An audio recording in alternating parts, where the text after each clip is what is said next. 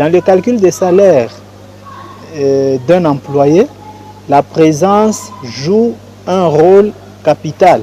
Parce que c'est en fonction de la présence qu'on sait combien de temps l'employé a travaillé pour pouvoir calculer pour lui le salaire s'il a été absent pendant autant de jours, autant d'heures, pour pouvoir lui soutirer quelque chose. Voilà. Donc, qu'est-ce qu'on va faire?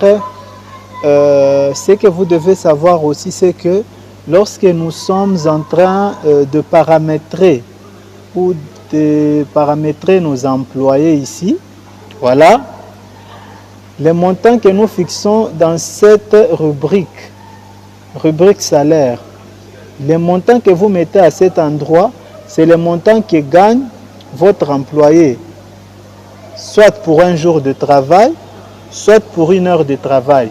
Mais c'est aussi le montant qui sera coupé dans le salaire de votre employé pour une heure de travail, si vous les gérez par heure, disons pour une heure d'absence, si vous les gérez par heure, ou pour un jour d'absence, si vous les gérez par jour. Voilà. Donc, il faut déjà vous mettre ça en tête. Voilà. Pour ce qui est des employés, vous voyez maintenant que sur le tableau de bord, effectif total des employés, on a 3 employés, dont 2 hommes et une femme. Voilà. Maintenant, vous allez constater que pour chaque employé, nous allons, je veux dire, il faut maintenant gérer au quotidien chaque employé, c'est-à-dire la présence ou l'absence de celui-ci. Toutes ces informations doivent être indiquées au système, au quotidien, au fur et à mesure que cela arrive. Vous voyez au moins. Au fur et à mesure que ça arrive, vous allez commencer à mettre ces informations dans le système. C'est-à-dire chaque jour, l'employé vient et marque sa présence. Cette information est automatiquement enregistrée dans le système. Si un employé a besoin d'une avance sur son salaire, vous lui donnez cette avance-là et vous signalez cette information dans le système que l'employé tel, voilà. Si un employé a effectué quelques heures supplémentaires, c'est-à-dire que vous l'avez occupé pendant plusieurs heures supplémentaires au-delà des heures du travail, vous allez aussi mettre cette information dans le système et à la fin, le système va collecter toutes ces informations que vous lui avez données au sujet de cet employé au fur et à mesure. Il va collecter toutes ces informations, les traiter et vous émettre un bulletin de paie en fonction de ces informations-là pour votre employé. Alors, comme je l'ai dit, la présence joue un rôle capital. On va maintenant passer à l'étape de la présence pour voir comment les employés vont commencer à marquer au quotidien leur présence à travers ces logiciels. Pour ça, il y aura une interface à part, c'est-à-dire une autre machine ailleurs, qui va vous permettre ou permettre aux employés de marquer leur présence à l'arrivée et au départ. Cette interface affiche en fonction des heures, en fonction de l'horaire de l'établissement scolaire ou bien l'horaire de votre entreprise. Par exemple, ici, on a fait en sorte que à partir de 6h à 7h30, l'interface là est ouverte pour permettre aux gens de marquer la présence à l'arrivée. Puis, à partir de 7h31, allez jusqu'à 12h59, cette interface disparaît pendant toute cette période-là ou pendant toute cette durée-là. L'interface n'affiche plus et le système considère donc que tous ces gens qui sont venus au-delà de 7h30 sont en retard, donc ils ne peuvent pas marquer la présence à l'arrivée. Et aussi, vous devez savoir que la présence à l'arrivée, la présence, pour que le système considère que vous avez été présent, il faut que vous puissiez marquer la présence à l'arrivée et à la sortie ou au départ. Si vous marquez la présence seulement à l'arrivée et que vous ne signalez pas à la sortie votre présence, le système considère que vous avez été absent, vous êtes tricheur, vous êtes venu juste le matin, vous avez signé, puis vous êtes parti faire autre chose, vous n'avez pas été au travail. Donc il faut signer à l'arrivée et au départ. Voilà, à l'arrivée et au départ. Et si vous n'avez pas signé à l'arrivée, il est impossible pour vous de signer au départ. Le système ne l'acceptera pas non plus. Donc il faut déjà que vous puissiez avoir cette information-là. Maintenant, ici chez moi, j'ai quand même modifié les choses dans les codes sources pour que vous puissiez voir comment ça marche. Quand on viendra chez vous, vous installez le logiciel, vous nous donnerez votre emploi du temps et nous changerons les heures pour vous au moment de l'installation du logiciel. Voilà. Maintenant, je vais vous montrer comment marquer la présence, parce qu'il y a deux façons de marquer la présence. Il y a la façon où c'est l'employé lui-même qui marque la présence via l'interface que je vous ai montrée. Si donc il arrive au-delà de l'heure prévue pour la présence à l'arrivée, il sera considéré comme étant en retard, donc ne pourra pas marquer la présence. Si son retard est justifié, il ira justifier ça auprès de l'administrateur et c'est l'administrateur qui saura quoi faire pour pouvoir résoudre ces problèmes-là. Voilà. Donc, ici, la présence marquée par les employés directement, il y aura une interface. Je vous présente déjà cette interface-là. Voilà, elle est là. Ça permet à chaque employé de marquer sa présence dans quelques secondes seulement, quelques clics. Voilà, vous venez là, vous choisissez votre matricule. Voilà, vous cliquez là. Si vous êtes dans les temps, on vous affiche ici le message de bienvenue. Ça veut dire c'est le matin. Voilà. Et c'est fini, vous avez marqué votre présence à l'arrivée. Jusque-là, ce n'est pas encore à la sortie, c'est à l'arrivée. Et puis la deuxième personne passe. Vous voyez que c'est vraiment rapide, c'est quelques secondes, c'est fini. On vous souhaite la bienvenue. Voilà, parce que c'est le matin. Voilà. Là également, voilà, vous voyez que c'est à tour de rôle, quelques secondes suffit pour que chacun marque sa présence. Voilà. Maintenant, si il arrive, comme je l'ai dit, tout ça, vous avez marqué d'abord la présence à la sortie, disons à l'arrivée. Vous allez voir qu'au bout d'un certain moment, si je change l'heure, je mets par exemple 8 heures, vous verrez que cette interface va disparaître. Voilà. Et c'est ce qu'on va faire tout à l'heure là. Moi, j'ai changé l'heure dans le code source. Vous n'avez pas vu ça. Je vais essayer de relancer à nouveau cette interface. Et là, qu'est-ce qu'on me dit? Et voilà, l'interface n'affiche plus. On me dit que vous êtes en retard, impossible pour vous de marquer votre présence.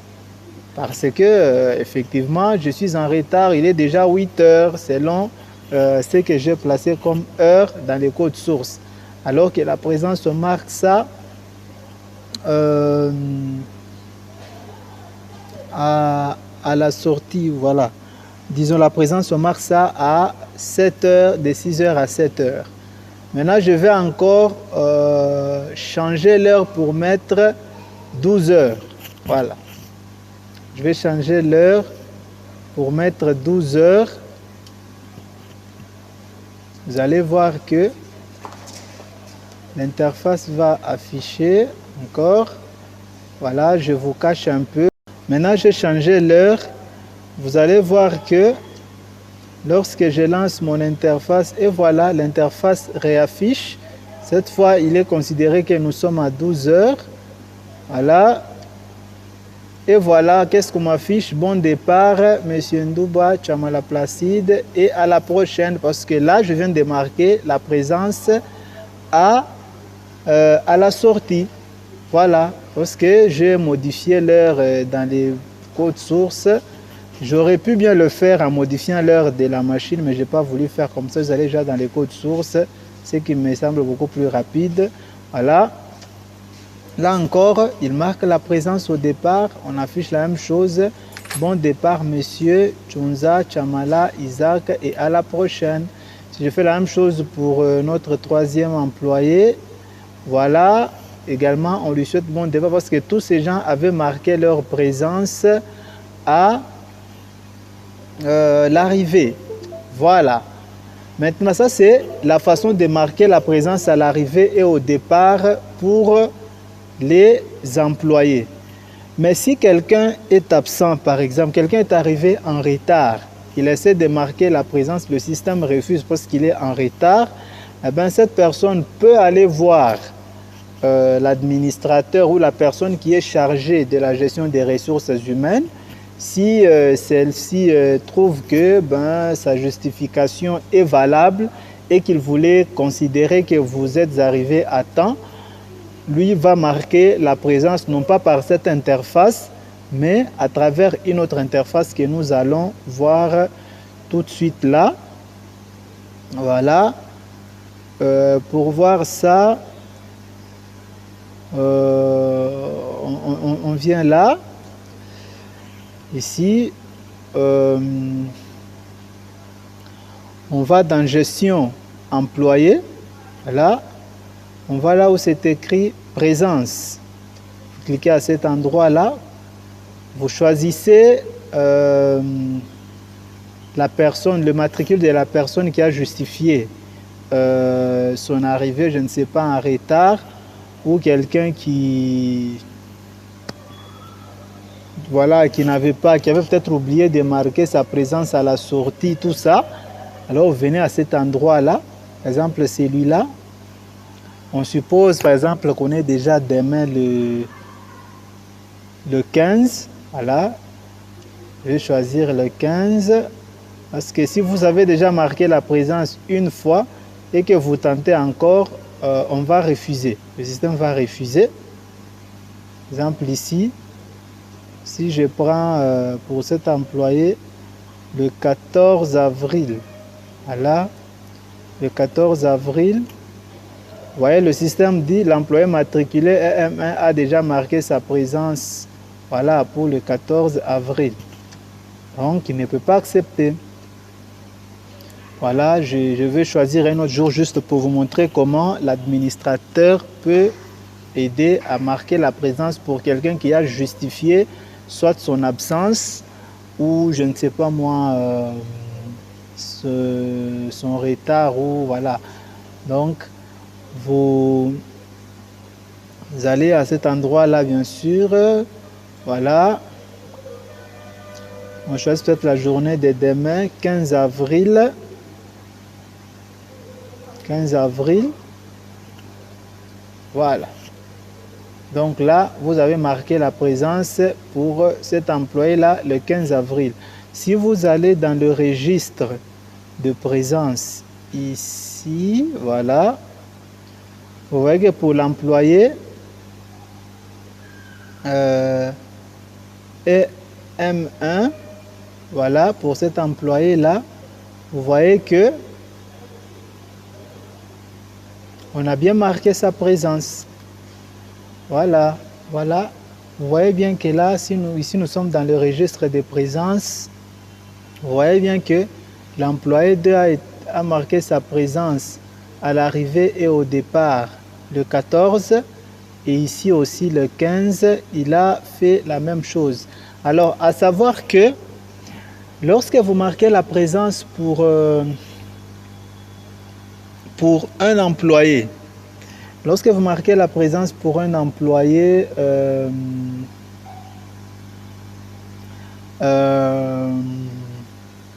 vous marquez la présence pour un employé, lorsque l'administrateur marque la présence pour un employé, voulais-je dire, il ne marque qu'une seule fois. Et le système sait que selon la catégorie de l'employé, il sait que c'est là travail de 7 heures à 12 heures. C'est déjà fini. Il prend directement cette présence-là marque à la fois à l'arrivée et au départ, en une seule fois. Voilà. Donc, c'est aussi à savoir.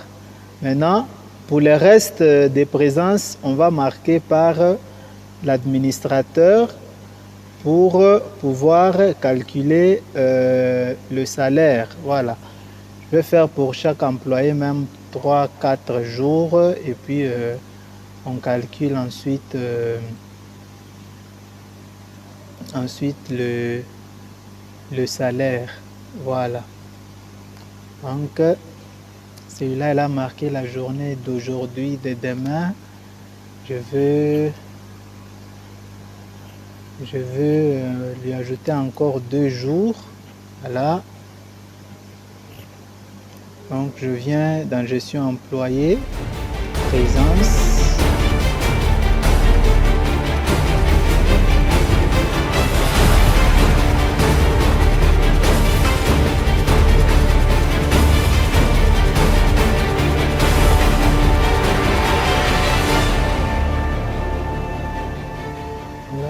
Vérifier quelque chose. Je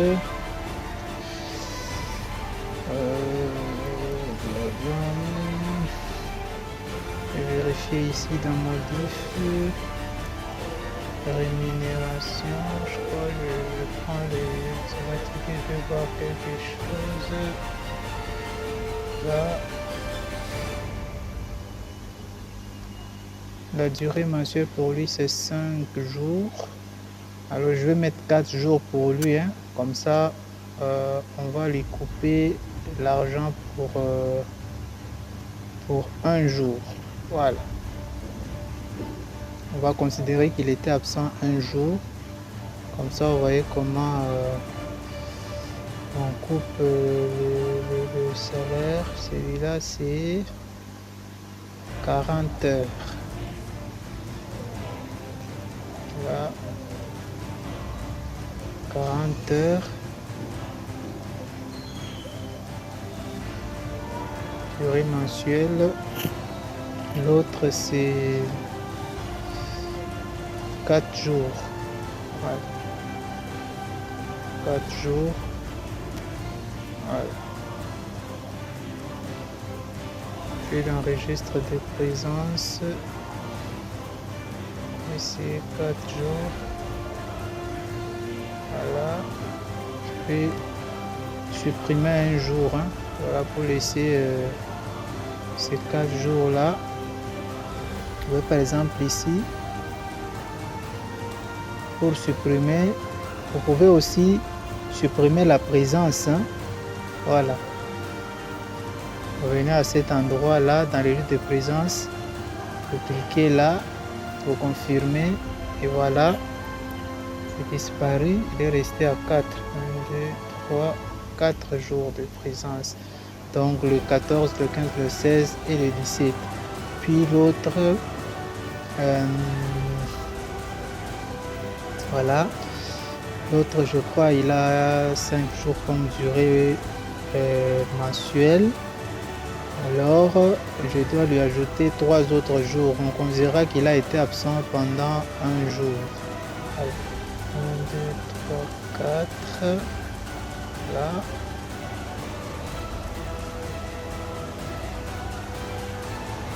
Je supprime aussi là-bas pour qu'il reste à 4. Et puis j'ajoute 3 jours pour celui-ci. Voilà. Pour ça, je viens sur toujours, je réemployer présence. Voilà. Le dernier là, je lui ajoute 3 jours. Voilà. Donc avril, le 15, c'est demain. Puis le 16, le lendemain.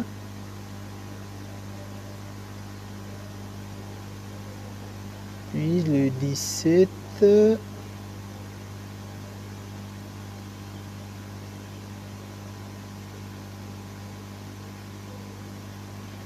Et voilà. Maintenant, ceci étant, on a marqué la présence pour eux à partir de l'interface administrateur parce que à partir de leur interface, on ne sait pas comment le faire, du fait que cette interface respecte l'horaire bien établi. Voilà. Et puis, si il a marqué la présence pour un jour une fois, à travers leur interface, il ne peut plus le faire pour la deuxième fois. Donc, nous, on l'a fait à partir de l'interface administrateur, juste pour vous montrer comment calculer le salaire. Maintenant, on va voir comment, après ça, avant de calculer le salaire, il y a aussi quelque chose, toujours dans gestion employé, de gérer employé. Vous voyez ici, c'est pour les congés de circonstances. Si par exemple, quelqu'un a eu un congé, peut-être une dame qui a mis au monde, et vous lui donnez quelques jours de congé et vous considérez que elle sera payée pendant tous ces jours-là, mais pas à 100%. C'est-à-dire pas à 100%. Alors, vous viendrez ici, sa présence sera marquée à partir d'ici. Et vous devez déjà avoir ici dans les paramètres, la rémunération, avoir défini à cet endroit-là le taux. Voilà. Les taux qu'il faut utiliser en cas de maladie ou accident ou congé de circonstances. Voilà. Donc, c'est à partir d'ici. Il va prendre ces taux-là qu'il faut configurer ces taux-là. Si vous mettez 0 ici, ben on va multiplier tous les jours là par 0, ça va donner 0. Donc, il fallait au préalable que vous ayez mis à cet endroit un montant qui sera considéré pour calculer le salaire les jours fériés. Je ne vais pas entrer en détail. Les gens qui savent, qui s'y connaissent dans les calculs des salaires, comprennent déjà de quoi je vais parler. Voilà. Maintenant, ici, c'est pour les heures supplémentaires. Si vous occupez quelqu'un, les heures supplémentaires, il y a, vous le ferez à cet endroit-là.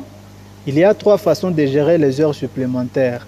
Il y a les heures supplémentaires effectuées un jour ordinaire, les heures supplémentaires effectuées les jours de repos hebdomadaires, comme dimanche. Il y a les heures supplémentaires effectuées les jours fériés, comme les jours de Mfumumbuta Kimbangu, je ne sais pas, c'était le 6 avril si je ne me trompe pas, c'est un jour férié désormais dans notre pays. Donc si vous faites travailler quelqu'un ces jours-là, donc ça sera considéré comme les heures supplémentaires, mais effectuer les jours fériés. À ce moment-là, la manière de tarifier n'est pas la même conformément au code de travail. Donc c'est pour ça que les heures supplémentaires, on les gère à côté. C'est parce que ce n'est pas tarifié de la même manière. Il y a les heures supplémentaires, les jours ordinaires, donc le jour où les gens travaillent normalement. Un enseignant qui travaille peut-être de 7h30 à 12h30, et puis vous décidez de l'occuper encore au-delà de 12h30. À ce moment-là, les restes des heures-là seront considérées comme les heures supplémentaires. Alors vous devez venir fixer toutes ces heures-là à partir d'ici. Vous choisissez jour ordinaire, ici ordinaire, vous choisissez l'employé ici. Là, vous choisissez ordinaire, puisque c'est un jour ordinaire, ou le jour de travail habituel, voilà. Et ça sera tarifié autrement. Si c'est un jour de repos comme le dimanche, vous appelez votre employé, je ne sais pas, l'administrateur, pour qu'il vienne faire un travail le dimanche. Alors vous devez choisir ici. Ici, vous choisissez le matricule de l'employé. Puis là, vous choisissez les jours de repos. C'est-à-dire le jour où on ne travaille pas, les jours hebdomadaires de repos, là, notamment le dimanche. Choisissez là. Et le tarif sera fait en fonction de cette information-là. Si c'est un jour chômé, payé ou jour férié, là, vous appelez quelqu'un, vous fixez ici, eh bien, Il y aura une façon aussi de tarifier. Tout ça, c'est déjà prévu par le code de travail. Mais vous devez faire attention quant à la gestion des heures supplémentaires. Ce sont des heures qui sont chèrement fixées pour ceux qui s'y connaissent dans les calculs, le calcul de salaire. Hein, ce sont les heures, parfois ça peut aller jusqu'à doubler la rémunération. Hein, c'est vraiment, il faut très bien vous renseigner sur les heures supplémentaires avant de les gérer ici à travers le système. Voilà, il y a encore une autre information, c'est avance sur salaire. Il peut arriver qu'un employé, dans le besoin, il y a un besoin urgent, il ne sait pas attendre la fin du mois. Il vient voir son employeur et lui dit, bon voilà, j'ai telle ou telle situation, j'ai besoin d'une somme d'argent, vous couperez ça dans mon salaire à la fin du mois. Voilà, donc c'est une avance sur salaire. Vous allez, par exemple, on prend cet employé-là, voilà, on dit par exemple qu'il prend 3 000 francs, voilà, comme avance sur salaire. Il a pris ça, on suppose, aujourd'hui. Voilà. Si nous allons ici dans registre des avances sur salaire, eh bien, on voit que cet employé-là a pris 3 000 francs comme avance sur salaire le 14 avril 2024. Voilà. Et ce montant ici lui sera coupé dans son salaire. Voilà. Donc ici, on n'a pas géré les congés de circonstances et les heures supplémentaires.